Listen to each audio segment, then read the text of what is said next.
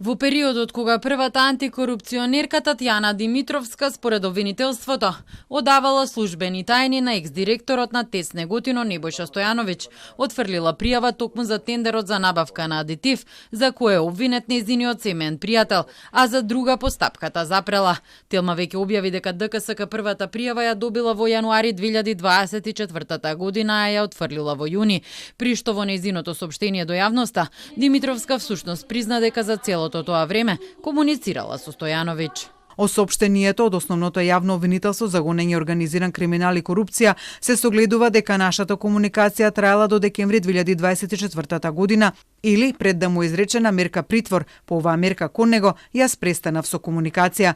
Содржината на комуникацијата се однесува на разговори без никаква поврзаност со случајот предметот адитив.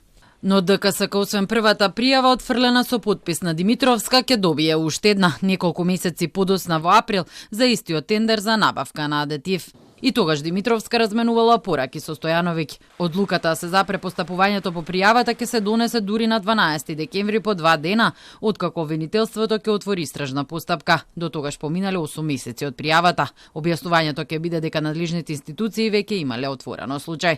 Тогаш и ќе престане комуникацијата бидејќи Стојановиќ ќе заврши во притвор. Димитровска ќе напише и дека останатите 6 члена на институцијата немаат никаква поврзаност за делото за кое е осомничена, но она што тие сега треба да го направат според Миша Поповиќ од Институтот за демократија е да направат ревизија на двете пријави.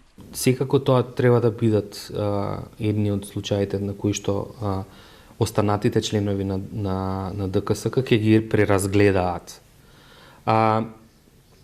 Иако едниот е и на некој начин упатување дека веќе бидејќи постапува јавното обвинителство, ДКСК може да почека да го одложи и така натаму. Зборувам за времето во кое било донесена одлуката. Меѓутоа не се само тие. Потребно е да се избере некаков дел од тие одлуки или можеби да се пристапи на некој друг начин. А целта, како што додава Поповиќ, е да се покаже соработка во истрагата, бидејќи наводите на обвинителството покажуваат дека информации протекле од ДКСК, институција со која треба да соработуваат.